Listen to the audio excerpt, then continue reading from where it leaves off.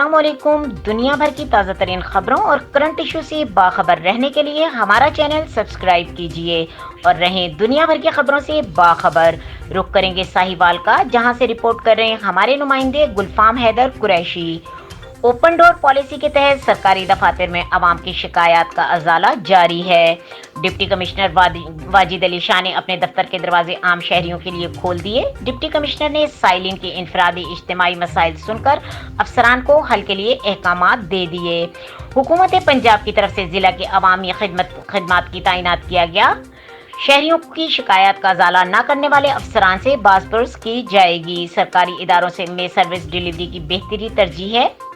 دیگر افسران بھی مقررہ اوقات کے دوران شہریوں کی شکایات سنیں۔ واجد علی شاہ۔ مزید خبروں اور اپڈیٹ کے لیے دیکھتے رہیں کے نیوز چینل انٹرنیشنل۔